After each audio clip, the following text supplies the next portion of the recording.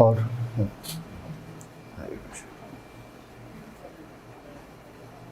शुरू कर दिए थे।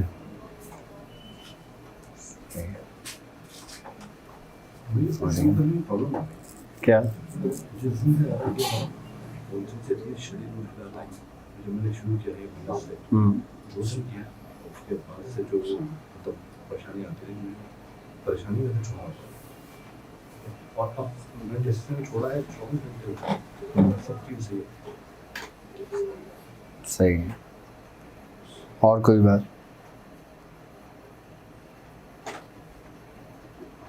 तो 1100 वाला कंटिन्यू है ना, परहेज के साथ में।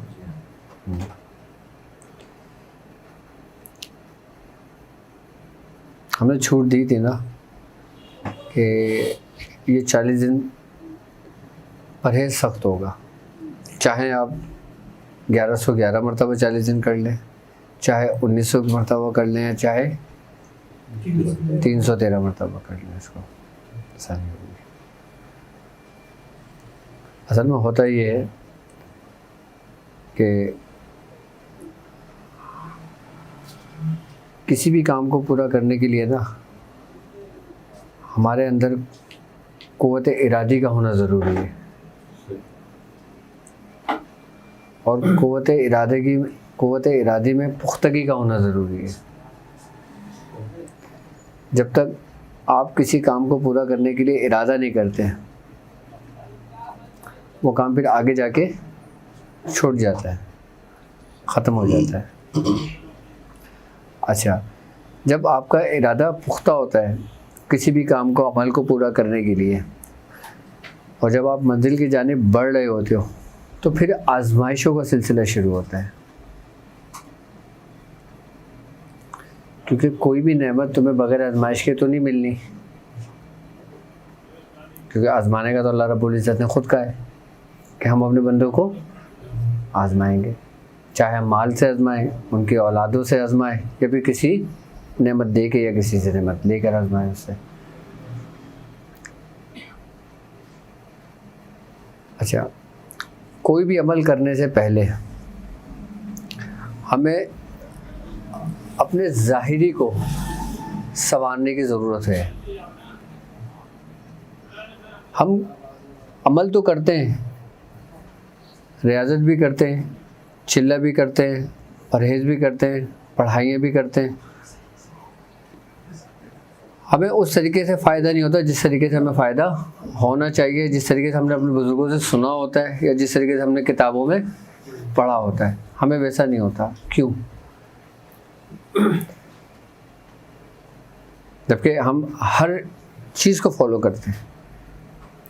अब हमने अपने ज़ाहिरी अमराज को भी दूर कर लिया, यानी कि झूठ बोलना, धोखा देना, फ़रेब करना, जो ज़ाहिरी बीमारियाँ हैं, यानी कि नेकी और बदी, नमाज की तरफ नमाज भी पाबंदी के साथ पढ़ी, रोज़ा भी रखा। अच्छा, हमारे अंदर कैफियत भी पैदा हुई, फिर वो कैफियत एक हद तक रही, फिर जब हमारा अमल पूरा हुआ, फिर हम आहिस्ता आहिस्ता आहिस्ता आहिस्ता आहिस्ता आहिस्ता पीछे की जानिब लौटने शुरू हो गए। क्यों? क्या वजह थी? नहीं, असल मसला ये होता है कि जब हम जिक्र करते हैं ना, तो जिक्र ना एक हमारे अंदर हरारत पैदा करता है, और फिर वही हरारत जो ना एक चिंगार की सूरत अख्तियार करती है, और जब वो चिंगारी और भड़कती है तो वो नूर की सूरत अख्तियार कर जाती है। अच्छा, वो जो चिंगारी होती है ना, वो आपके अपने बाती कुव्वतों को जगाने के लिए होती है। वो यानी कि एक शख्स सोया हुआ है, उसको नहीं पता दुनिया में क्या हो रहा है, और जब वो उठ जाएगा तो बेदार होगा, तो फिर क्या करेगा? अपनी आंखों से सब कुछ देखेगा। हम जो कुछ जिक्र करते हैं, वो हमारे अंदर जो चिंगारी पैदा होती है, वो हमारे अपने अंदर की बातनी कुव्वतों को बेदार करने के लिए होती है। यानी कि जिसको हम ये कहते हैं कि हमारे अपने अंदर की रूहानियत। आई बात समझ में?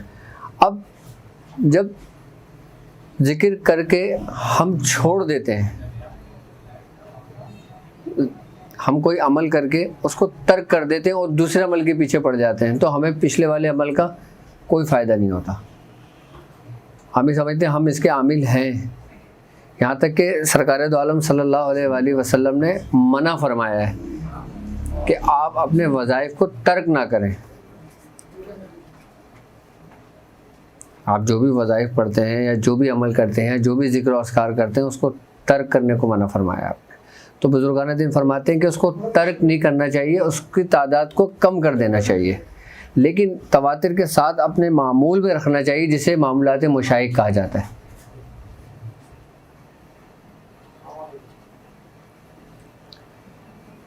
अब जैसे हम सूरह कुरैश पढ़ रहे हैं, ठीक है, अब हमने सूरह कुरैश में बिल्कुल 4-6 महीने रियाजत की, ठीक है, उसके बाद हमने कहीं से कोई अमल सुना, हम उसके पीछे दौड़ दिए।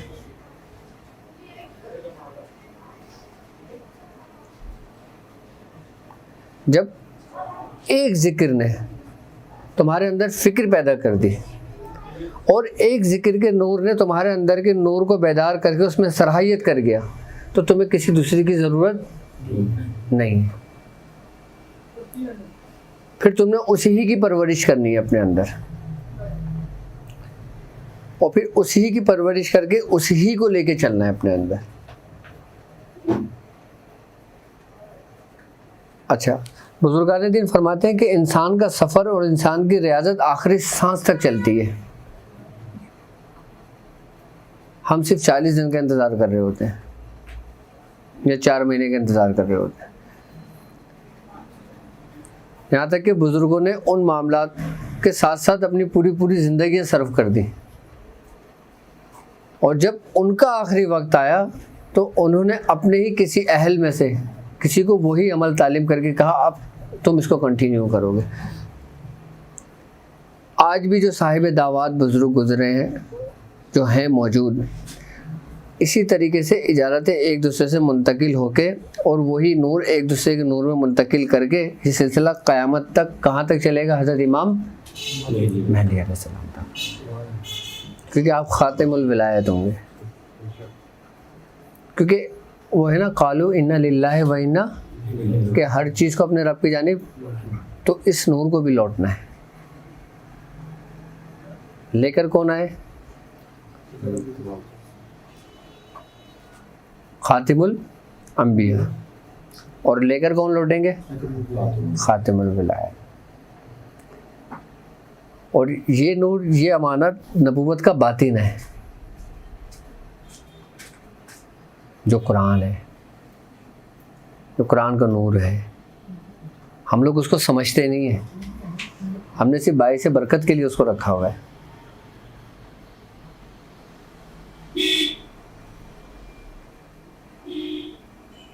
और हमारे सलासिल की तालीमों में सबसे पहली तालीमात ही कुरान है।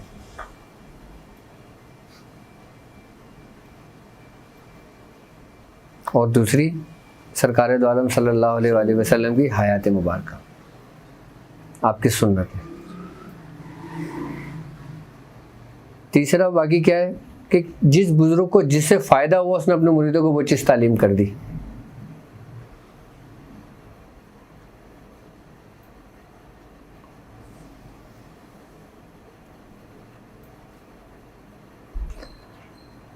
अब हम लोग, अच्छा, अपने अंदर की रूहानियत को किस तरह पहचाना जाए? सवाल यहाँ पे ये पैदा होता है कि हमारे अंदर कुछ है, क्या है? हम जिक्र तो कर रहे हैं, एक दिन हम बड़े तवज्जो के साथ जिक्र करेंगे, दूसरे दिन भी तवज्जो के साथ करेंगे, तीसरे दिन हमारा जहन भटकने शुरू हो जाता है, जबकि हम उसके अल्फाजों पे भी तवज्जो कर रहे हैं, उसके अल्फाजों में भी गौर व फिक्र कर रहे हैं, और हम बिल्कुल खामोश होकर भी बैठे हुए हैं, और हम बिल्कुल अंधेरे में भी बैठे हुए हैं। तो बुजुर्गान दिन यकसुई लाने के लिए फिर मुख्तलिफ़ किस्म की प्रैक्टिस करवाया करते थे, ताकि इंसान की जो जहन, इंसान की जो सोचे जो बिखरी हुई है ना, वो यकसु हो जाए, यानी कि सब एक जगह सिमट कर आ जाए। तो किसी बुजुर्ग ने डॉट की प्रैक्टिस में अपने शागिर्दों को लगा के उसको एक तरफ, यानी कि ये सिर्फ वक्ती होता है, हमेशा के लिए नहीं है। जैसे पहली क्लास का बच्चा होता है उसको कायदा पढ़ाया जाता है, अब कायदा मैट्रिक के बच्चे को तो नहीं दिया जाएगा, वो है ही पहली क्लास के बच्चों के लिए। तो किसी ने कुछ डॉट की प्रैक्टिस कराई, किसी ने कैंडल की प्रैक्टिस कराई, किसी ने सूरज की प्रैक्टिस कराई, किसी ने चांद की प्रैक्टिस कराई, किसी ने सितारों की प्रैक्टिस कराई। यहाँ तक के बुजुर्ग फरमाते थे कि रात में बैठ जाओ, मगरिब के बाद जो सबसे पहला सितारा जो तुम्हें नजर आए आप उस पर नजर टिका के बैठ जाओ, जो सबसे ज़्यादा चमक रहा हो। सूरज गुरूब होने के बाद जो सबसे पहला सितारा होता है, आपको एक ही सितारा नजर आएगा वो पूरे आसमान पर।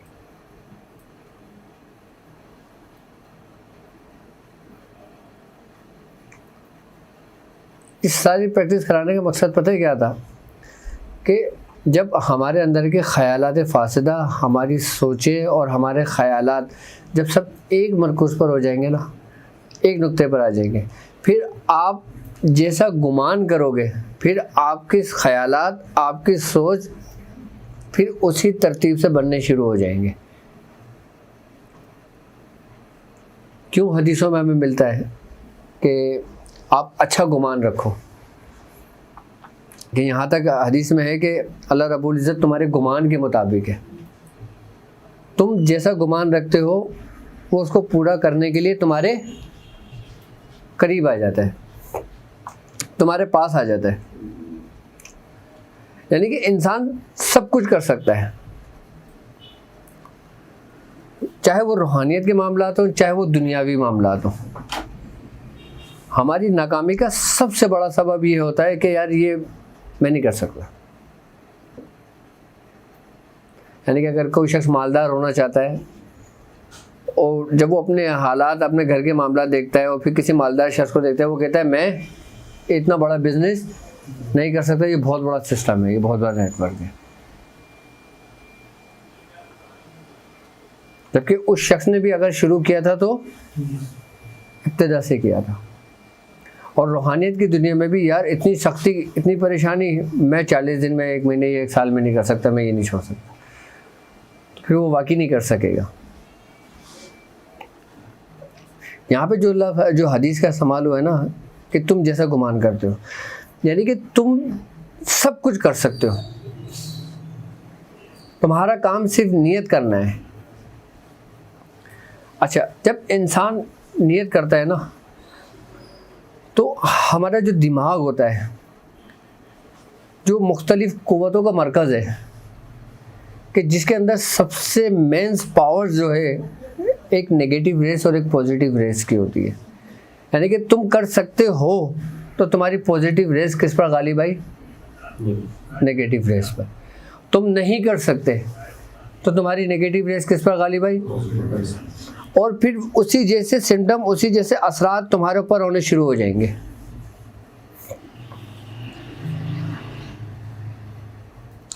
अब तुम पढ़ाई पे बैठते हो, अब तुम ये गुमान करते हो कि ये शीशा है, अब शीशे में मुझे कुछ नज़र आ रहा है, कुछ भी नहीं है शीशे में।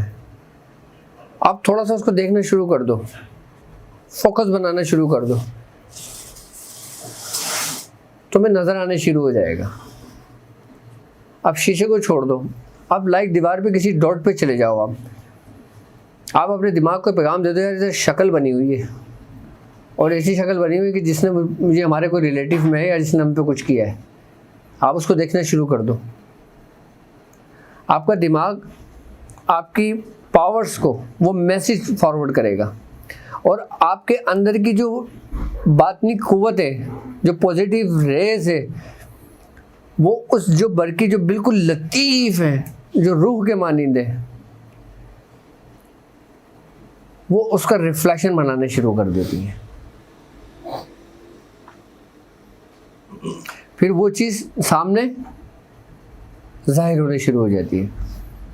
आप कहीं बैठते हो, आप किसी चीज़ को देखते हो, आप बोलते हो इसमें कुछ शक्ल सी नज़र आ रही है, आप उसको थोड़ा सा गौर व फिक्र करते हो, बगैर पलक झपके देखने शुरू करते हो, तो आहिस्ता आहिस्ता आपको उसमें ये भी नज़र आता है यार इसकी आँख भी बनी हुई है, इसकी नाक भी बनी हुई है, इसका ये भी बना हुआ है, लेकिन शेप इसका बिगड़ा हुआ है।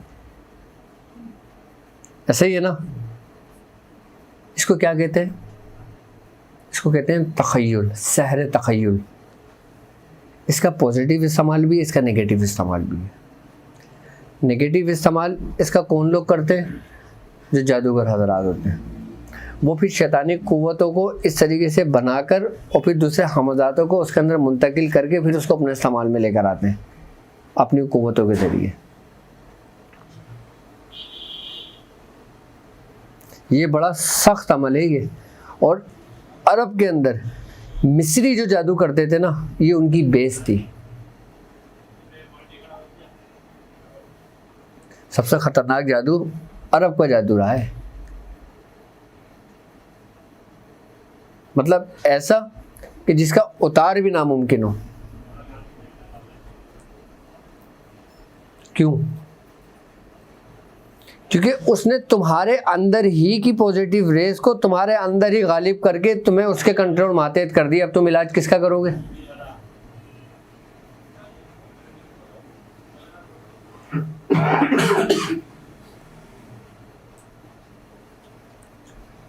तुम्हारे अपने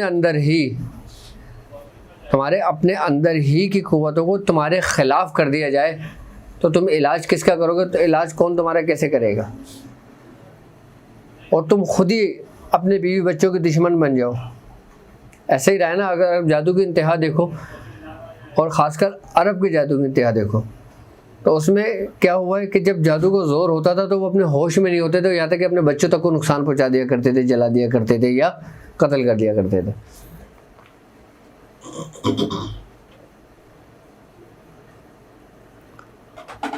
तो उसके अंदर क्या कोई शैतान क्यों घुसता था? हर कोई किसी बंदे को कहोगे क्या बोलेगा? इसके ऊपर शैतान आ गया, या आसिफ आ गया, या कोई जिन्नात आ गया, या कोई शरीर वो आ गया। और जब कोई कारीगर काम करने वाला जब जानने जब देखेगा वो कहेगा इसके पास तो कुछ भी नहीं। फिर इससे ज़्यादा कैफियत क्या? आप क्या बोलोगे? पागल हो गया। लेकिन अभी कुछ अरसे पहले बिल्कुल नॉर्मल था। यहाँ आके लोग माजूर हो जाते हैं। फिर इस सहर तख़य्युल को तोड़ता कौन सा सहर है?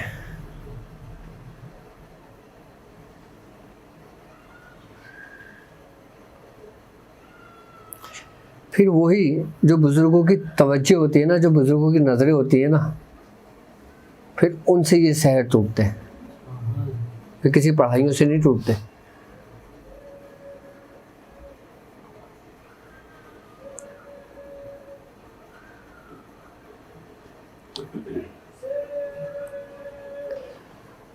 तो ये जो तख़य्युलों के जो मामलात होते हैं ना, ये सारे अच्छा, इसमें एक मज़े की बात ये होती है कि इसमें इंसान को अपने ऊपर इख्तियार होता है।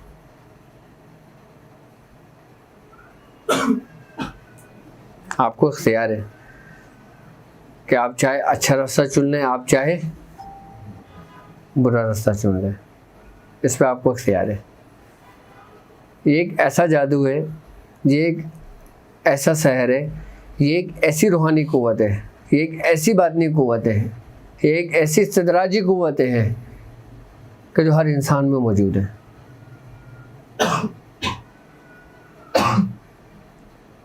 अब जैसे आप खाली अपने आँखों की रेस से किसी को बीमार कर दो,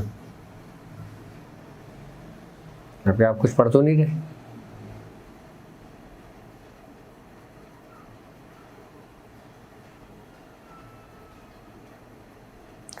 हम जब जिक्र करते हैं और ज़िक्र करने के साथ जब हम फ़िक्र करते हैं तो फ़िक्र से मुराद हमारी यही होती है कि हमारे अंदर के जो ख़यालात फासिदा जो हमारे अंदर की बिखरी हुई सोचें होती हैं ना, उनको समेट के एक जगह लेकर आना, ये फ़िक्र होता है।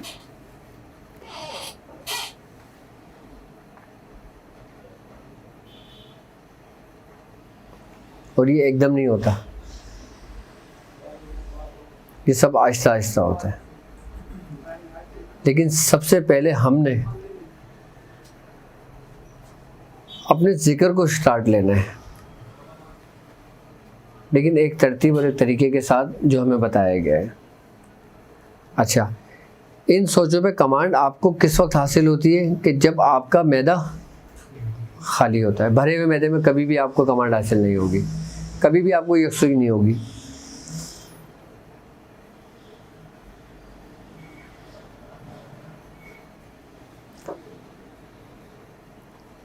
चाहे रूहानियत की दुनिया हो, अमलियात की दुनिया हो, शैतानी दुनिया हो, इसमें खुराक का बहुत अमल दखल है। हाँ,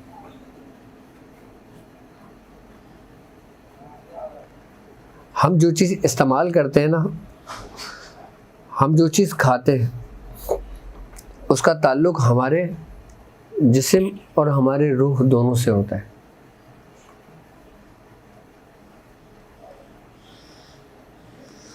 अब जबकि लोग कहते हैं कि जिक्र रूह की ग़िज़ा है,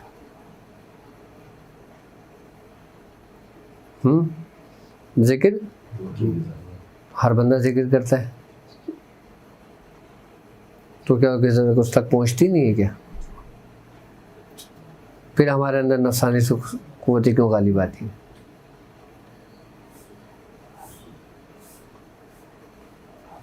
भाई जब जिसको ग़िज़ा दी जाएगी वो ताकतवर तो होगा ना, उसके अंदर गलबा तो होगा ना। अब एक शख्स 5 वक्त की नमाज भी पढ़ रहा है, पाबंदी के साथ पढ़ रहा है, ठीक है, लेकिन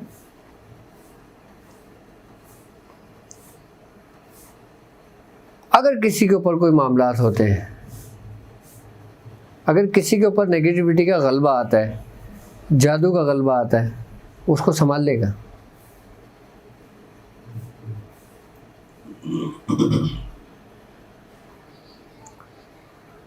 क्योंकि अगर जिक्र करने से हमारी रूह बेदार होती तो वो उसका मुकाबला तो करती ना,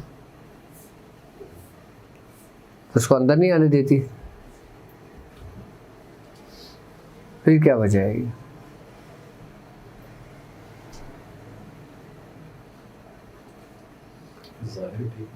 जी ज़ाहिरी और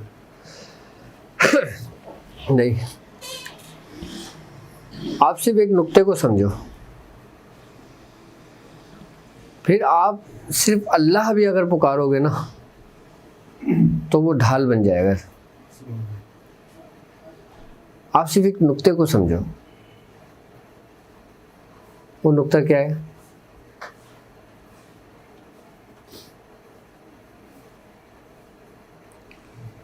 कि आप हर अमल का दारोमदार किस पर है? यानी कि तुम्हारी जिंदगी की इब्तिदा और इंतहा नियत पर है। नमाज की हालत में सबसे पहले क्या करते हो? जिस वक्त की नमाज होती है उसी वक्त की नियत करते हो। लेकिन आप फजर की नमाज में कभी नहीं आपने ज़ोहर की नियत की है? क्यों?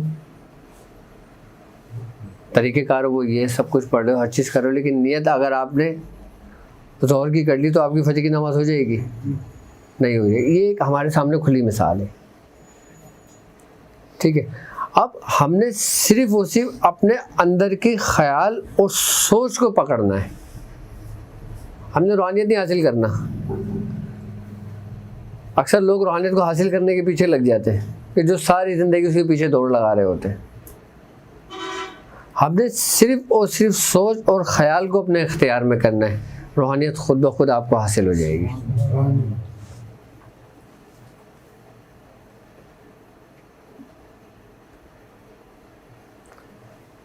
जो वसवसा है ना हमारे अंदर, जो हमारे सीने के अंदर जो पैदा होता है, जो खन्नास है जो डालता है, वो इंसान को गाफिल रखने के लिए ही डालता है।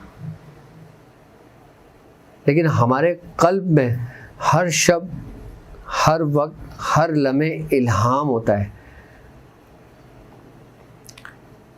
लेकिन हम उससे गाफिल होते हैं।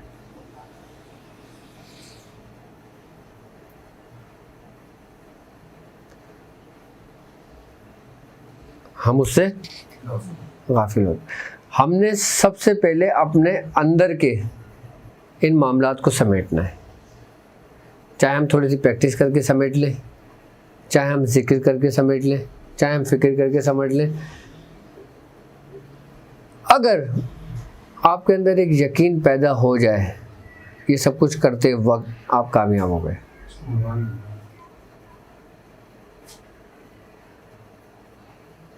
क्या हो जाए? यकीन हो जाए। आप हर काम कर सकते हो। आप रात को सोया करो ना, आप ये बोलो कि मैं 40 दिन आराम से मुकम्मल कर लूँगा और इंशाल्लाह मुझे इससे फ़ायदा होगा, मेरे अंदर नूर पैदा होगा, मेरे अंदर रूहानियत पैदा होगी, मैं उसको सारी ज़िंदगी तर्क नहीं करूँगा। ये कह के आप सो जाओ। आप रोज़ाना अपने सोते वक्त अपनी दुआएं पढ़ के चंद ये कलमात कह के सो जाओ, आप ज़िंदगी भर आपका ये मामूल नहीं छूटेगा।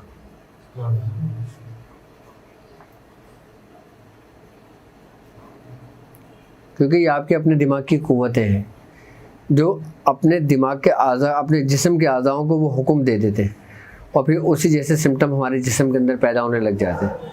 हमारे अंदर न्यूरॉन्स कनेक्शन जो होते हैं बिल्कुल एज इट इज स्टिल इसी सूरत में बनना शुरू हो जाते हैं।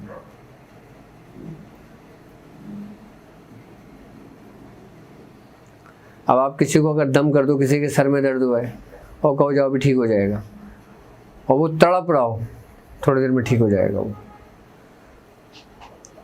क्या आपने जो पढ़ा है उसकी बरकत से ठीक हुआ है? नहीं, आपकी यकीन से। बुजुर्गों का यकीन था ना कि मट्टी उठा के दे दिया करते थे,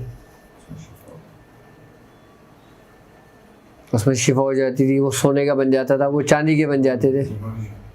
यानी कि यकीन के अंदर कितनी कुव्वत है कि उसने उसकी माहियत को भी बदल दिया।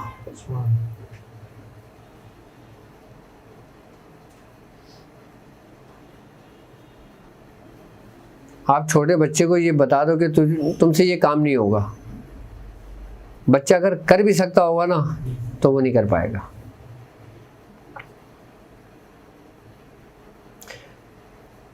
आप यूरोपियन ममालिक में चले जाएं या अमेरिका दूसरी जगहों पे चले जाएं, चाइना में चले जाएं, वहाँ पे बच्चों की तरबियत पता है कैसे होती है?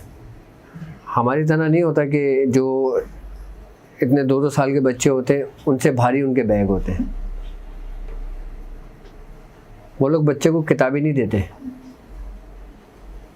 कॉपियाँ नहीं देते, वो सिर्फ और सिर्फ 5 साल तक बच्चे की काउंसलिंग करते हैं। क्या करते हैं? सिर्फ उसको बता रहे होते हैं, उसकी तरबियत कर रहे होते हैं कि ये अच्छा है, ये बुरा है, आप ऐसे बैठो, ऐसे खाना खाओ, ये करो, वो करो। बच्चों के साथ खिला दिया, कार्टून दिखा दिया, एक्टिविटी में लगा दिया, उसके बाद तालियां बजाएं, जाओ अपने घर जाओ, हो गई क्लास आपकी।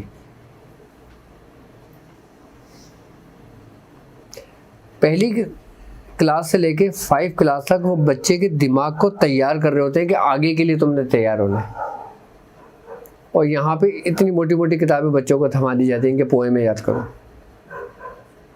यानी कि हमें लगा दिया रट्टाफिकेशन पर और खुद चले गए उस ज्ञान पर जो मुसलमानों का था।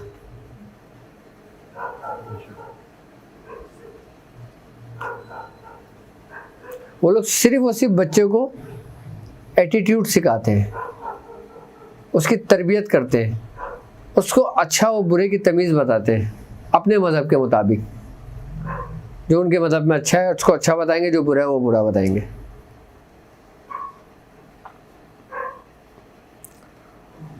जब बच्चा 5 साल की उम्र जब गुजार लेता है, उसके बाद आहिस्ता आहिस्ता आहिस्ता उसको लिखना पढ़ना सिखाना शुरू करते हैं।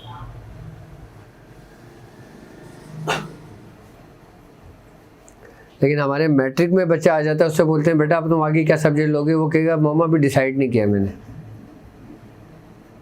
अब रिजल्ट आएगा तो डिसाइड करूँगा।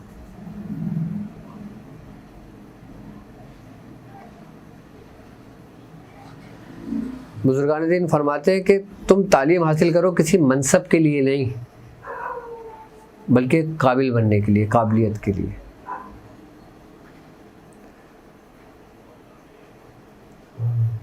क्योंकि तुम्हारे अंदर अगर एबिलिटी है ना तुम अपने अच्छा, हर शख्स हर काम में माहिर नहीं होता, वो किसी न किसी, हर जितने भी लोग बैठे हुए ना, सब में कोई ना कोई एक क्वालिटी ज़रूर है ऐसी जो आप में नहीं है। लेकिन वो क्या क्वालिटी है वो उसके अपने अंदर है।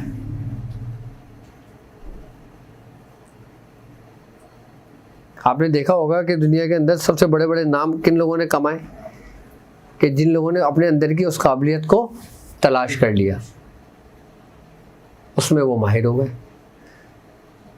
जैसे एक शख्स कोई खेल में हो गया, एक शख्स कोई मेडिकल में हो गया, कोई इंजीनियर में हो गया, कोई रूहानियत में हो गया।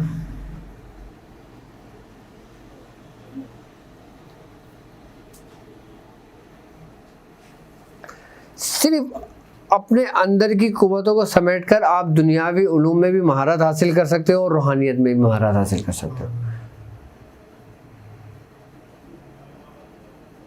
बाहर कुछ भी नहीं है, सब कुछ आपके अंदर मौजूद है, लेकिन आप खुद गाफिल हो उससे। हम लोग सिर्फ लग जाते हैं कि 40 दिन मुकम्मल करना है, 120 दिन मुकम्मल करना है, 200 दिन मुकम्मल करना है, ऐसा ही है ना। हम जब तादाद के चक्कर में पड़ जाएं, दिनों को पूरा करने के लिए लग जाएं, तो वो सिर्फ दिन ही पूरे हो रहे होते हैं। लेकिन जब कोई काम आपकी आदत में शामिल हो जाए, आपकी फितरत में शामिल हो जाए, अब आप वो काम नहीं भी करेंगे ना तो आदतन आपसे वो काम होगा।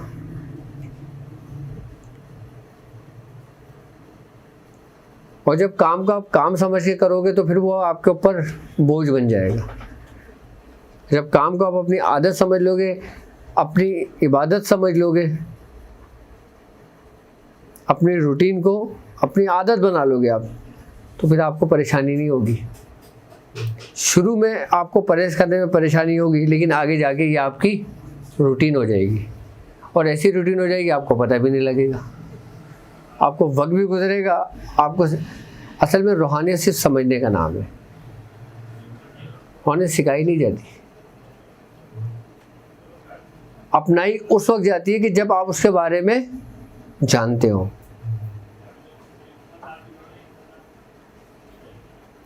रूहानियत किसी भी मदारिस में, किसी भी खानका में नहीं सिखाई जाती। ये अपनाई उस वक्त जाती है कि जब आपको पता हो, जब आप किसी चीज़ को समझोगे, किसी चीज़ की हकीकत आपके सामने होगी तो आप उसको अपनाओगे ना। भाई कोई चीज़ अच्छी होगी तो आप उसको अपनाओगे, जो चीज़ अच्छी नहीं होगी नहीं अपनाओगे आप। और जो चीज़ अच्छी होगी आपको कैसे पता है आपके लिए अच्छी?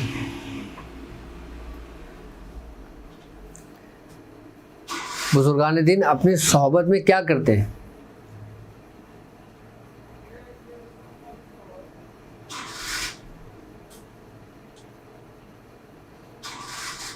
लेकिन हम क्या होते हैं कि बस हमें पता है कि 40 दिन हमारे साथ ये हो जाएगा।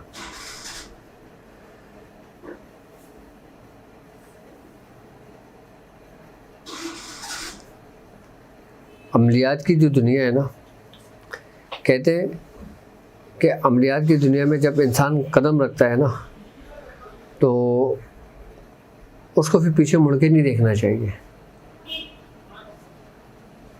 कि पीछे कौन है और क्या हो रहा है और क्या होगा। और जिसने पीछे मुड़ के देखा वो कभी भी कामयाब नहीं हो सकता। उसको फ़ायदा ज़रूर होगा, वो सिर्फ अपने तक प्रोटेक्ट कर सकता है, अपने घर वालों तक, अपने बच्चों तक। आगे तक कौन दौड़ता है? जो पीछे मुड़ के नहीं देखता।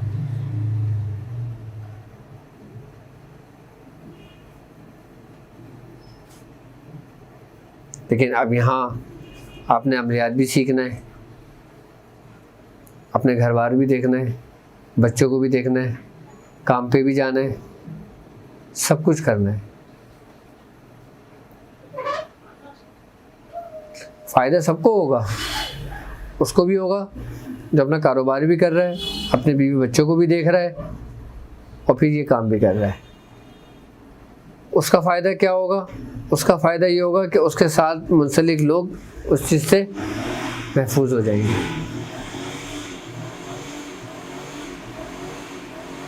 लेकिन आगे की जानिब वो नहीं देख सकेगा।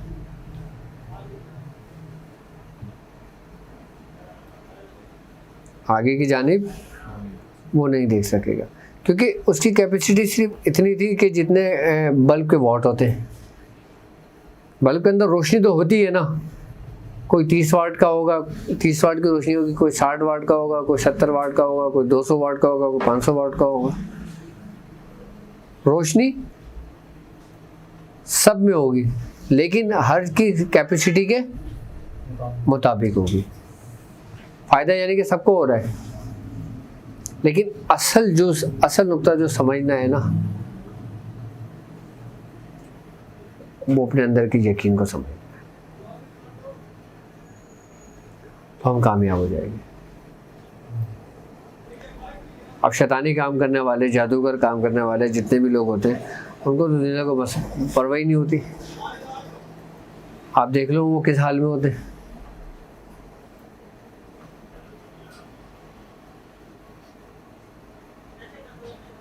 उनका आगे पीछे कोई नहीं होता।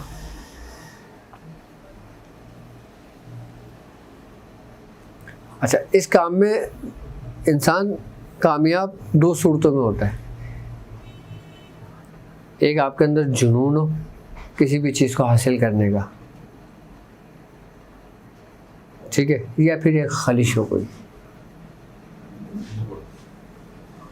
तो आप कामयाब हो सकते हैं। तीसरी सूरत में कामयाब हो सकते हैं। तीसरी सूरत में आप चलते रहेंगे, चलते रहेंगे, चलते रहेंगे, चलते रहेंगे।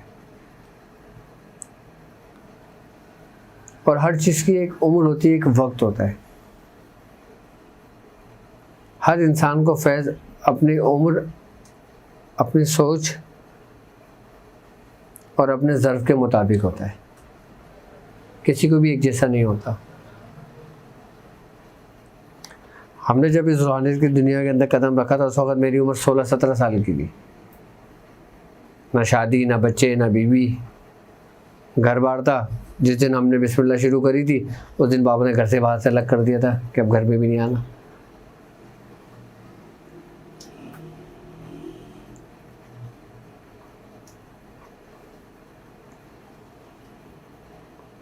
अब हमारे कौन आगे पीछे?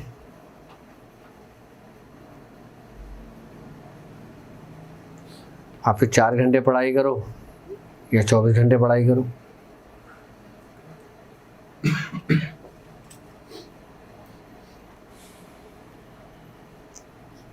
आप पापा की ज़िंदगी को उठा के देख लें।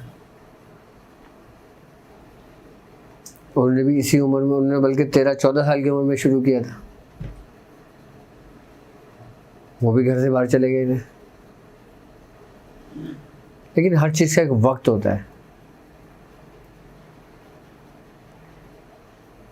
उनकी मेहनत का फ़ायदा हमें हुआ। हम लोग जो पढ़ते हैं, हम लोग जो कुछ कर रहे हैं, हम लोग सिर्फ एक फॉर्मेलिटी पूरी कर रहे हैं। फैज़ सारा उन्हीं का है, यानी कि सारी मेहनत उन्हीं की है। उन्हीं के हिस्से में से हम लोगों को हिस्से मिल रहे हैं। हमारा अपना पकाया हुआ क्या है? अपना पकाया हुआ क्या है? अपने पकाए हुए में अपना खून पसीना मिलाना पड़ता है। कौन मिलाएगा?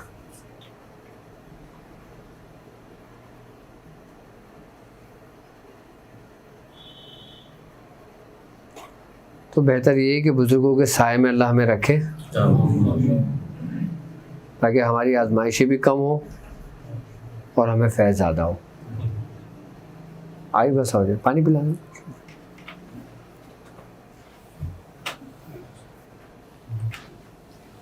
एक गिलास धो लेना। और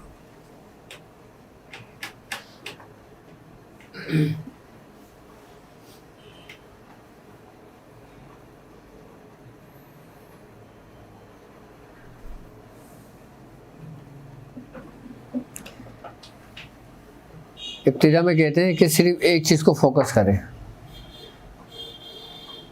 और इंतहा में हर चीज़ करे।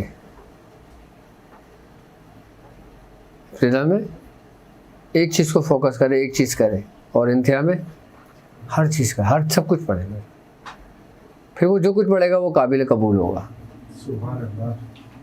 सिर्फ एक दरवाज़ा खुलने की देर है आपकी। एक दरवाज़ा खुल गया, अंदर के 99 दरवाजे खुले हैं आपके लिए। मज़े की बात, आपके 99 दरवाजे खुले हुए, एक दरवाज़ा बंद है।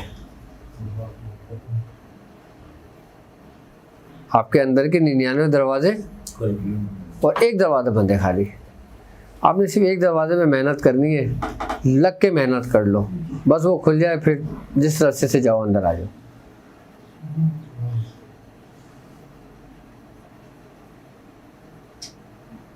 बस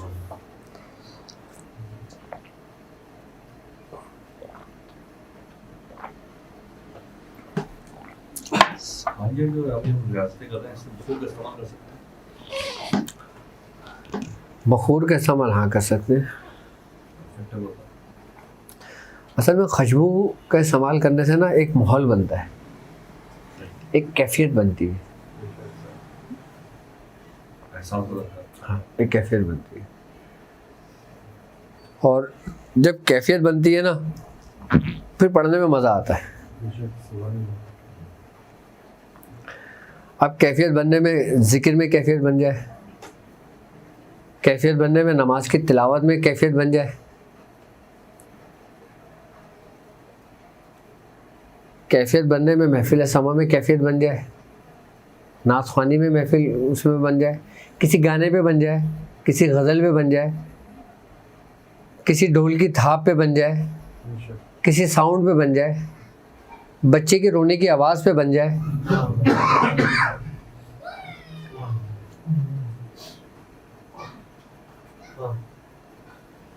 एक बुज़ुर्ग का वाक़या है कि वो ऊपर नीचे फर्स्ट फ्लोर पर हवान दस्ते से कुछ दवा कूट रहे थे। एक बुज़ुर्ग अपने ज़िक्र में बैठे हुए थे। वो उस हवान दस्ते की जो आवाज़ थी ना, आपके ऊपर वज्द कैफियत तारी हो गया उसी ज़िक्र के दौरान। कहते हैं कि आपके पूरे जिस्म से खून जारी हो गया था।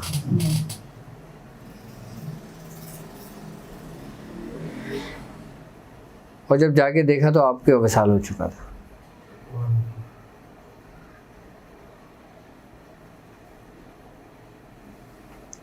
सिर्फ हवन दस्ते की आवाज़ से वो जो दवाएं कूट रही थी।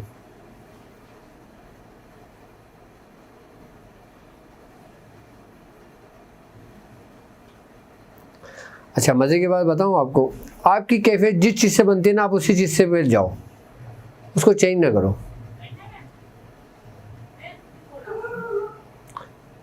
ज़बरदस्ती कैफियत नहीं बनाओ, ज़बरदस्ती कैफियत नहीं बनती।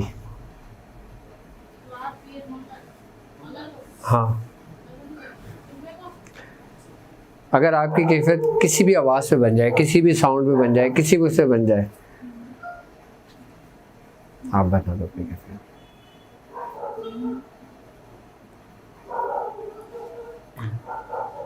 हम ये कहना चाह रहे हैं कि कैफियत बनाकर जिक्र कर, ठीक है, तो आपका इफेक्टिव होगा। लेट्स सी मेरी जो कैफियत है वो कवाली पे ज़्यादा बनती है, क्या मैं उस दौरान जिक्र कर सकता हूँ? देखो, मतलब ये नहीं है इस बात का, इस बात कोई हरगिज़ नहीं होता। कहते हैं कि हमारे कान जो सुनते हैं ना, हमारा दिमाग उसको अपने अंदर सेव कर लेता है। हमारी शेख की महफिल में हमारी कैफियत बनी, महफिल समा थी, ठीक है, हमारे कानों ने उसको सुना, हमारी आंखों ने उसको देखा, हमारे दिमाग ने उसको अपने अंदर महफूज कर लिया, हमारी कैफियत चल रही है, उस वक्त कैफियत बनी हुई है। अब उसी कैफियत में बरकरार रहना, उसको हालत मुराकिब कहते हैं। महफिल ख़त्म हो गई तो हम अपने घर आ गए, अपने ज़िक्र में बैठे, बिल्कुल पुरसुकून होकर बैठे, आप जिक्र कर रहे हो, आपकी बिल्कुल ख्याल गुमान उसी चीज़ पे चला गया, फिर वही साउंड आपको उसी वक्त सुनाने शुरू हो जाएगा, बिल्कुल धीमी धीमी धीमी धीमी आवाज़ में, फिर आप उसी में गुम हो जाएंगे, फिर आपकी कैफियत बन जाएगी उसी में।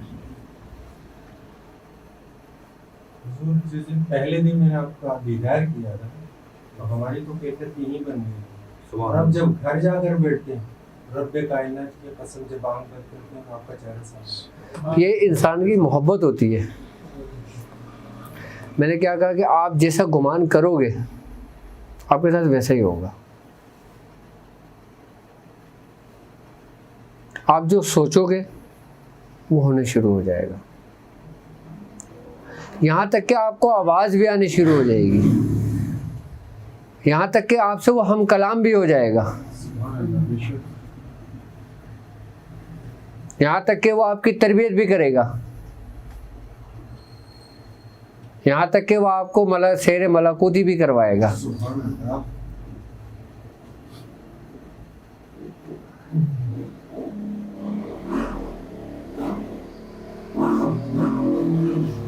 सिर्फ आपके अंदर क्या होना चाहिए?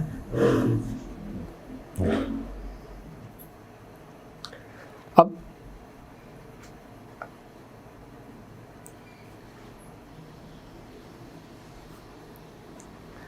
आप पुरसुकून होकर बैठ जाओ, ना पंखा चल रहा हो, ना कोई शोर हो, ना कुछ हो। किसी ऐसे पहर का इंतज़ाम कर लो या ऐसी जगह का इंतज़ाम कर लो कि जहाँ पे आप थोड़ी देर जाके बैठ जाया करो। आप पुरसुकून होकर बैठ जाओ। उस लम्हे, उस वक्त अपने आप को बिल्कुल पुरसुकून कर लो। अपने जिस्म से, सर से टोपी भी उतार दो, दस्तार भी उतार दो, आई बस बिल्कुल पुरसुकून होकर रिलैक्स होकर बैठ जाओ। आपने कोई जिक्र नहीं करना, कुछ नहीं सोचना, कोई फिक्र नहीं करना। कानों में जो आवाज़ें आ रही होती है ना, आपने सिर्फ उसको नोट करना है, उसको फील करना है। उसमें एक अजीब सी एक रिदम है और एक ऐसी रिदम है कि आप बैठे बैठे रक्स में चले जाओगे खड़े होकर।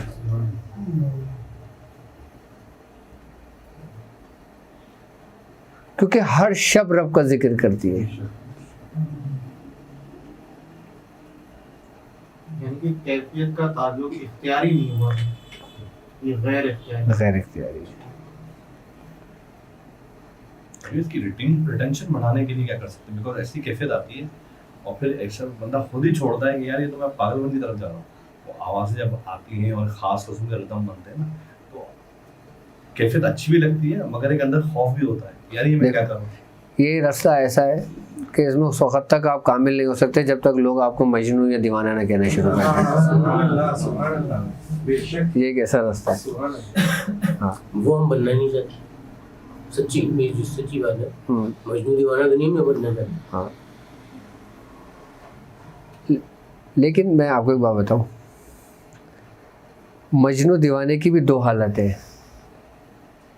एक हालत कि जब उसको कुछ मिल जाए वो दुनिया से छुपाए, और एक हालत कि वो उसके अंदर जो मिला उसी में गुम हो गया। वो नहीं बनना जो उसी में गुम हो गया, जिसको मजजूब कहते हैं। हाल पर आप गालिब रहे ना, आप मर्द कलंदर हैं। अच्छा, इन दोनों में इंसान पे अख्तियार नहीं है। आप अपनी मर्जी से कोई रास्ता नहीं चूज कर सकते।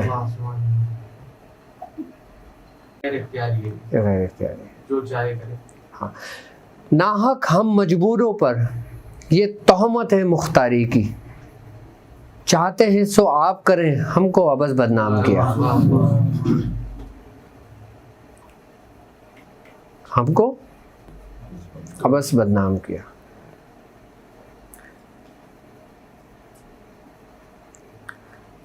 अच्छा, हालत सहू और हालत सकर, ये भी हमारे अपने अंदर की कैफियत है।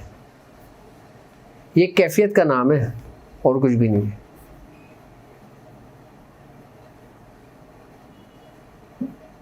यानी एक इस्तराब की हालत, बेचैनी की हालत, कि जिसमें इंसान को कहीं करार ना आए। और करार ना आए इसका मतलब ये कि ये जुनून की इंतहा है कि उठते बैठते करवट बदले इंसान।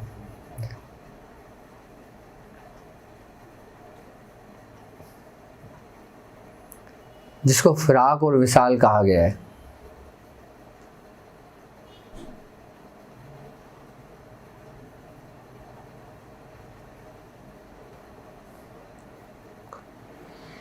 कि एक ऐसी कैफियत, ये भी एक कैफियत का नाम है।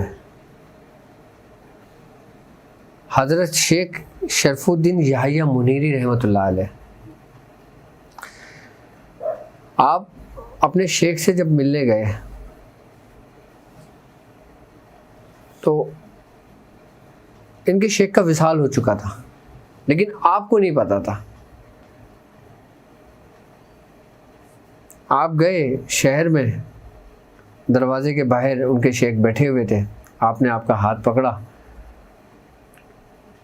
आपको कलमा पढ़ाया, आपसे बैत ली, आपको खिलाफत इजाज़त दी और आपको रवाना कर दिया। आप खिलाफत इजाज़त लिया आपने, आप चल दिए अपने गांव। एक काफ़िला आ रहा था, तो काफ़िले ने पूछा, ए शरफुद्दीन कहाँ से आ रहे हो तुम? फरमाया मैं हज़रत से मिलकर आ रहा हूँ। कहा ये हो ही नहीं सकता। कहा क्यों? कहा उनका तो 2 दिन पहले विसाल हुआ है, हम लोग तो ये खबर सुनकर उनके जनाजे के लिए जा रहे हैं। आपने फरमाया अभी तो मैं उनसे मुलाकात करके आया हूँ, आज ही मेरी उनसे मुलाकात हुई है। ये खिलाफतनामा उन्होंने दिखाया, तारीख डली हुई, टाइम लिखा हुआ, साइन हुआ हुआ उस पर। जब आपने देखा, लोगों ने कहा मजनू है ये दीवाना है ये। बस आपने ये दीवाना मजनू का लफ्ज़ सुना, आप उकड़ू होके बैठ गए। 12 साल आप इसी हालत में बैठे रहे, इसी कैफियत में। 12 साल के बाद कहते हैं कि आपके शेख आए और आपको उस हालत से निकाला और कहा हमने तुम्हें तुम्हारे गांव भेजा था, तुम यहाँ क्या कर रहे हो अभी तक?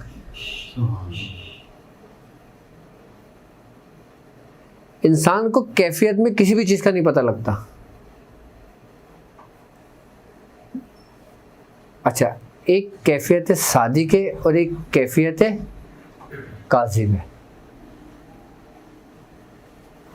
इसमें भी पहचान है, इसमें भी फ़र्क है।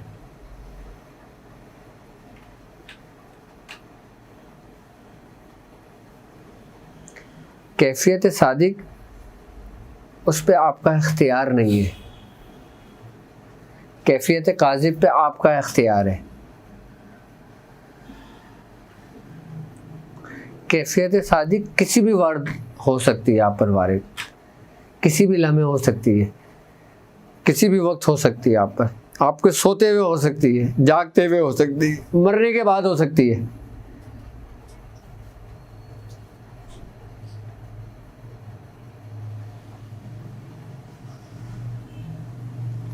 लेकिन कैफियत काज़िब,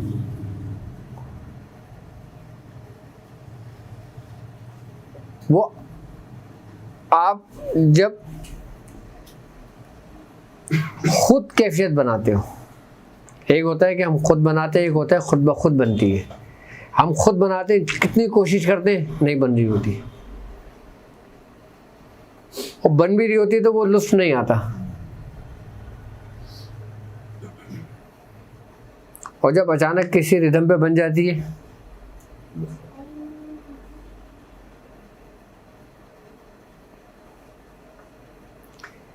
अच्छा, जितनी देर मुरीद के ऊपर वो कैफियत रहती है ना, उतने दिन में उसकी पूरी तरबियत हो जाती है। शेख उसकी तरबियत कर देते हैं उस लम्हे में। नहीं तो सारी ज़िंदगी तरबियत नहीं होती। बड़े बुजुर्ग फरमाते हैं कि अगर हमल ठहरना हो तो एक सोबत में हमल ठहर जाता है, नहीं तो आप हज़ारों सोबतें कर लें, आपका हमल नहीं ठहरता।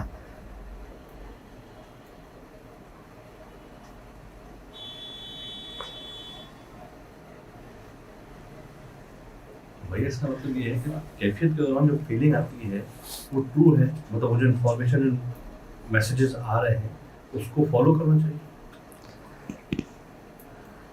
देखो, आपको हर वक्त तैयार रहना चाहिए।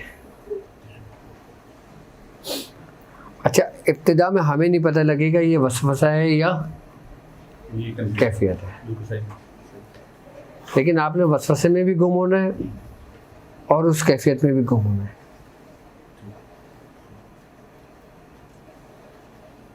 उसको over अच्छा, हर कैफियत आपको अपने असल की जानिब लेकर जाएगी।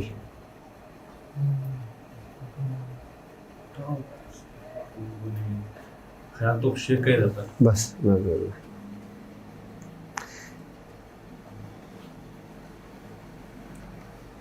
यानी कि डॉक्टर साहब कैफियत सादिक अता हुई शेख से तवज्जो हो गई। बिल्कुल। और कैफियत काजिम उसको इस्तेहकाम देने के लिए, कायम रखने के लिए कोशिश की उस पे, तो जिंदगी भर कायम रही नहीं। जिंदगी भर जो कायम रहेगी ना, वो कैफियत सादिक रहेगी। यानी वो अता ही है जो अच्छा, ये सिर्फ एक दफ़ा होती है, उसके बाद इसका असर आपकी नस्लों तक रहता है।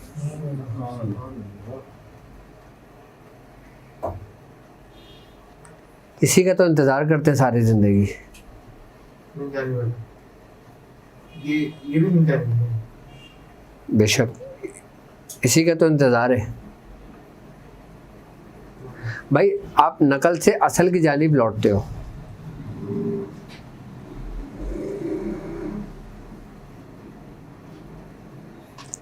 अब किसी के ऊपर कैफियत आखिरी सांस पे खुली, यानी कि जब नज़ा की हालत में थे,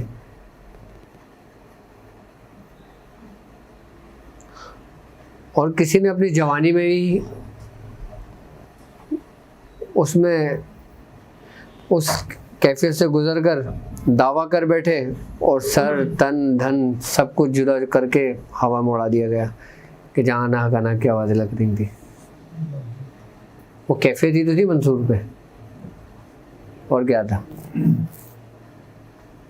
मंसूर बिन हल्लाज पे कैफियत ही तो थी। हज़रत सैयदना शेख अब्दुल कादिर जिलानी रज़ी अल्लाह ताला अन्हु पे आप पे कैफियत आई, आपने झड़क दिया। क्यों? क्योंकि आप इस कैफियत ही को लेकर पैदा हुए थे।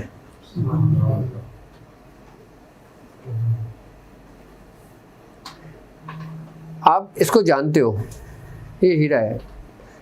मैं आपको दिखाऊंगा, आपको कोई इतनी हैरानगी नहीं होगी, लेकिन इन लोगों में से किसी ने भी नहीं देखा होगा। जब मैं उनको दिखाऊंगा, ये लोग सारे इसमें गुम हो जाएंगे।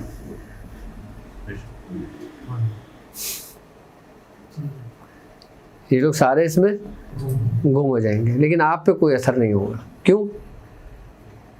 क्योंकि आपने देखा है और रूबरू देखा है।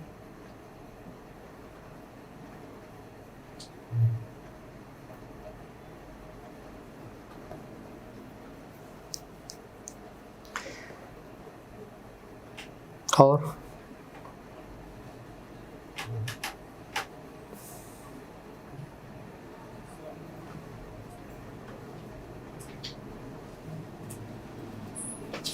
हुजूर आपकी बारगाह में हाजिर हुए हैं कि हम चाहते हैं कि हमारी दुनिया और आखिरत पहले बनता है। दुनिया तो गुजर ही रही है, क्योंकि 51 साल हो गए। 51 साल में आज तक कुछ हासिल नहीं है। हम चाहते हैं आपकी सोबत में लेके हमें ऐसा वो 99 यानी एक जो दरवाज़ा है वो बंद है, वो खुल जाए। देखो, एक बार याद रखना कि कहते हैं कि अपनी दुनिया के चक्कर में आखिरत ख़राब ना करो और आखिरत के चक्कर में दुनिया ख़राब ना करो। दोनों को बैलेंस हमें बाकायदा हुक्म इसी बात का है।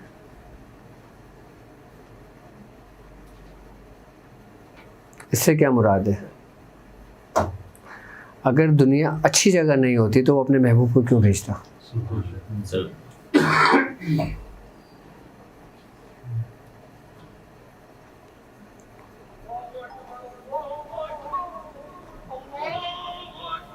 दुनिया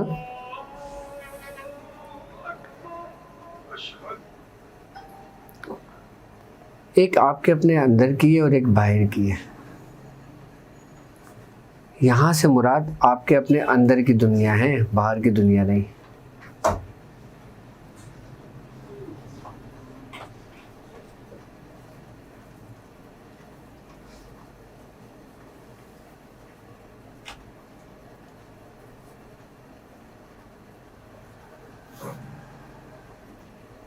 हमने कोई भी काम डर के नहीं करना या ज़बरदस्ती नहीं करना।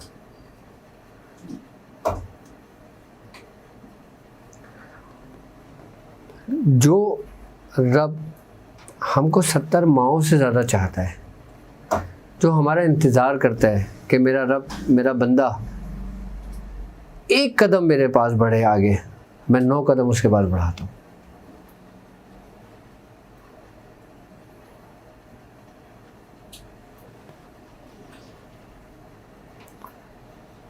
मैं सिर्फ एक दफ़ा बंदा कहते रब्बाना, वो कहता है ए मेरे बंदे बोल, तो क्या चाहता है।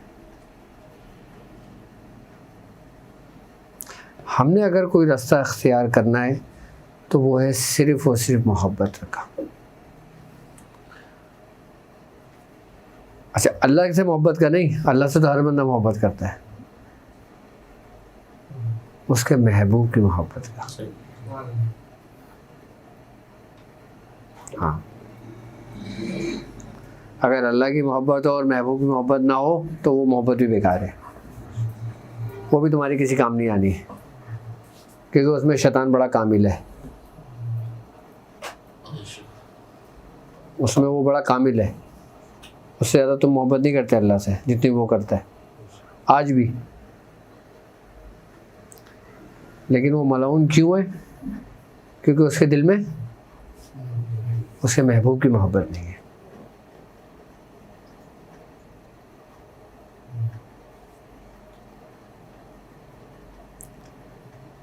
अगर अपनी दुनिया और आखिरत बनाना चाहते हो तो अपने दिलों में उसके महबूब की मोहब्बत को पैदा कर लो।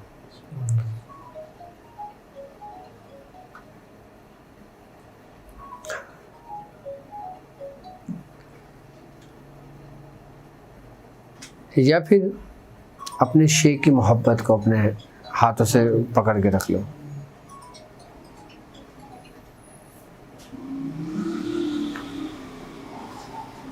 क्योंकि तुम्हारा हाथ तुम्हारे शेख के हाथ में है और तुम्हारे शेख का हाथ उसके शेख के हाथ में है।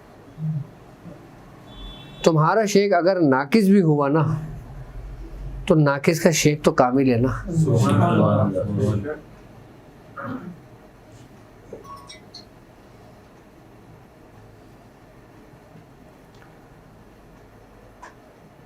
मुरीद किसी भी हाल में हो वो अपने शेख से फैज़ पाता है अगर वो सादिक है तो,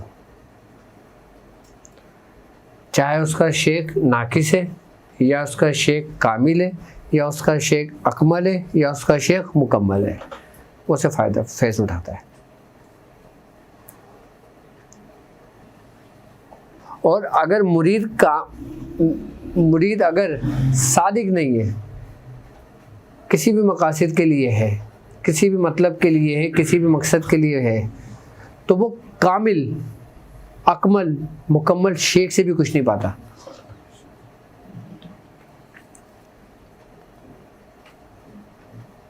हाँ, शेख और मुरीद का जो रिश्ता है ना, ये ना समझ आने वाला है। मैं आपको हकीकत बता रहा हूँ।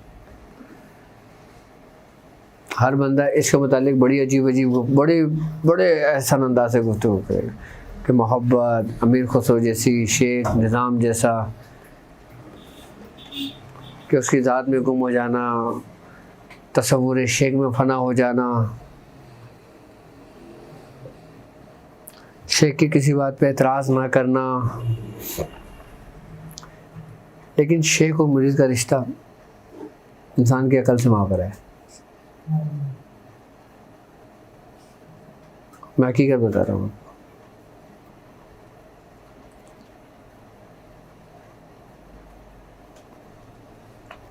ये हर मुरीद अपनी अपनी नज़र से देखता है अपने शेख को।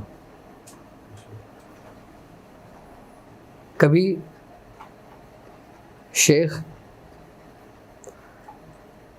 माँ से भी ज़्यादा मोहब्बत करता है अपने मुरीद से।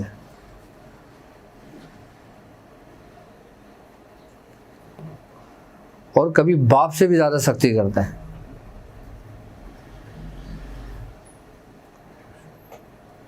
कभी इसको आग में फेंकवा देता है, कभी इसको समंदर में डलवा देता है।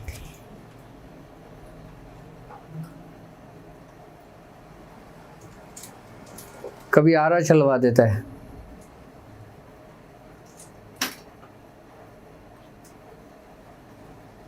ये बड़ा अजीब ही रिश्ता है ये।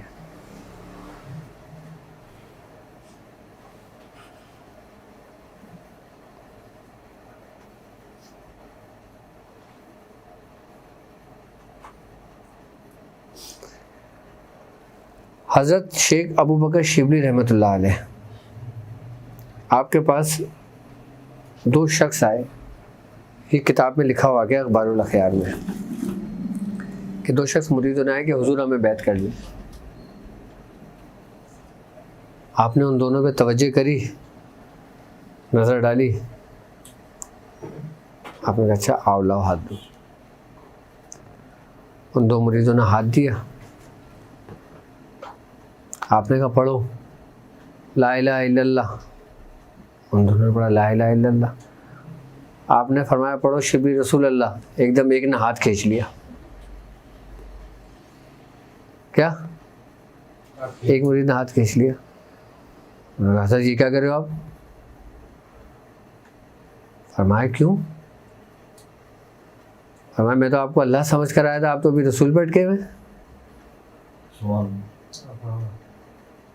आप उठ के जाने लगे, आपने पीछे से उसको बचा के उसको पकड़ लिया। मैं तो आपको रब समझ कर आया था और आप तो अभी इसी मंजिल पर हैं। नहीं समझ आता है रिश्ता। सही।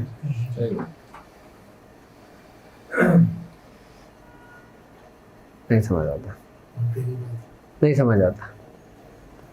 लेकिन अल्लाह तबारक ताला हमें शरीयत के दायरे में रखे, कभी शरीयत के रस्से को छूटने न दे हमारे हाथों से। हमारा ज़ाहिरी हमेशा शरीयत पे कायम रहे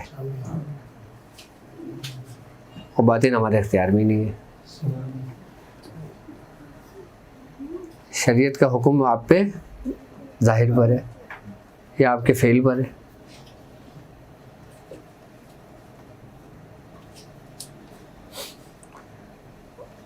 अंदर की मस्तियाँ ना नहीं रुकती,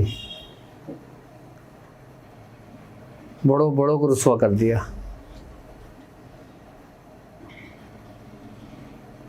हज़रत अबू हुरैरा रज़ी अल्लाह ताला अन्हु, आप मदीने की गलियों में चीख चीख के कहने लगे कि मैंने मदीने की गलियों में अल्लाह को देखा है। क्या? मैंने मदीने की गलियों में अल्लाह को देखा है। हज़रत उमर फ़ारूक रज़ी अल्लाह ताला अन्हु ने सुना, आपने कहा ये क्या कह रहे हो? कहते हैं हाँ मैंने अल्लाह को देखा है। आप पकड़ के रसूलुल्लाह की बारगाह में ले गए। आपने कहा हुजूर ये अबू हुरैरा दीवाना हो गया, ये क्या कह रहा है ये? आपने देखा, आपने कहा ये हक कह रहा है हदीस मुस्तनद। नहीं समझ आता।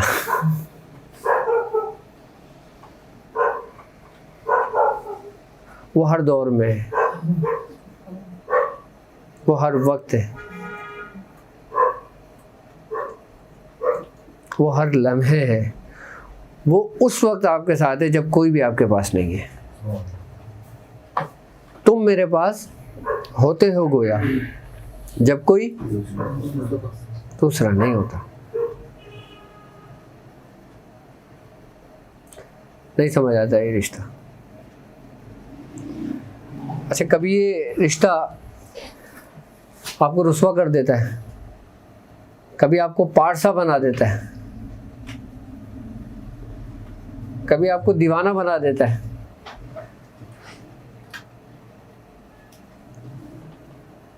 और कभी आपको तमाम दुनिया से बेगाना कर देता है।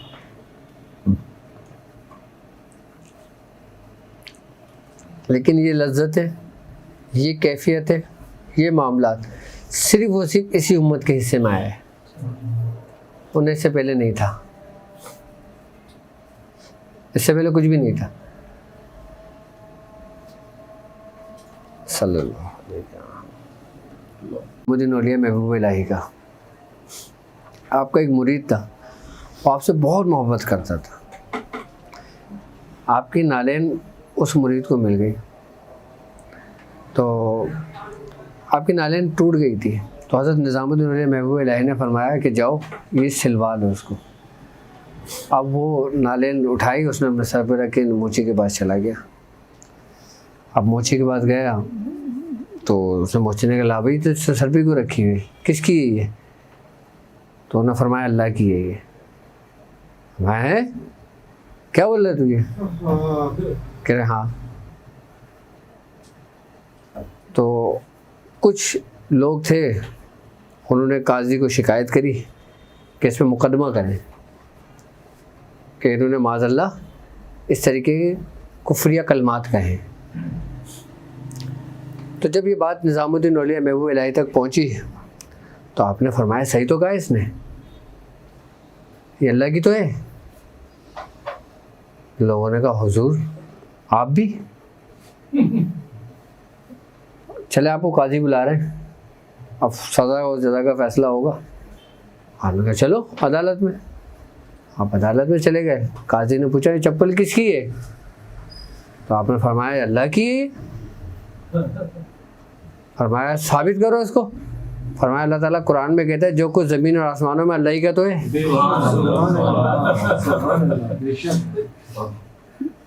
जो कुछ ज़मीन और आसमानों में है वो तो फिर किसकी है ये?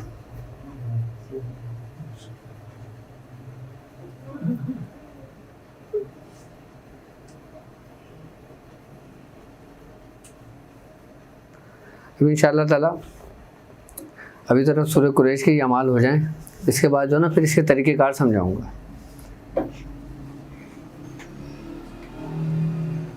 ठीक है ना, इससे काम लेने के लिए कि क्योंकि सूरह कुरैश जो ना काफ़ी लोगों की पुख्तगी की तरफ हो गई है, काफ़ी लोगों ने उसमें बड़ी रियाजतें करी हैं।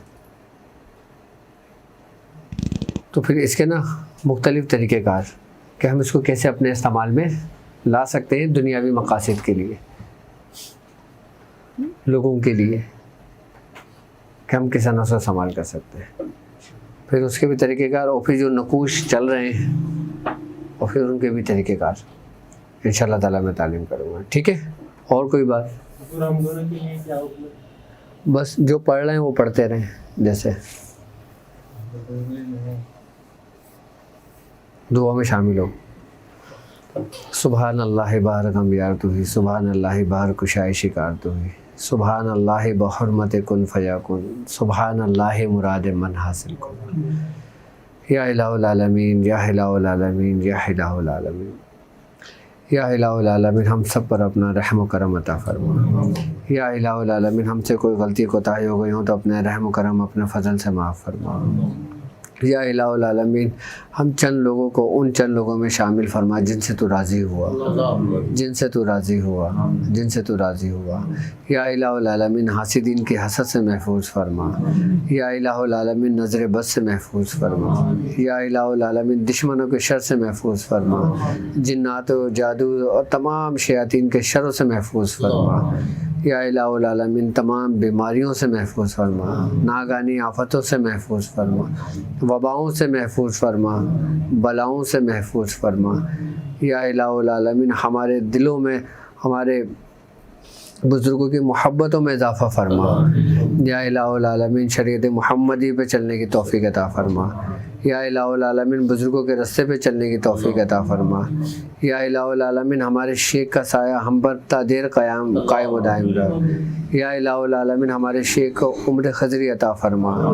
या इलाहुल आलमीन हमारे शेख को हर नागानी आफतों से महफूज फरमा। या इलाहुल आलमीन हमारे शेख पे बिलखुसूस करम ख़ास अता फरमा। सुबहान रब्बिक रब्बिल इज़्ज़ति अम्मा यसिफ़ून व सलामुन अलल मुरसलीन वल्हम्दुलिल्लाहि रब्बिल आलमीन।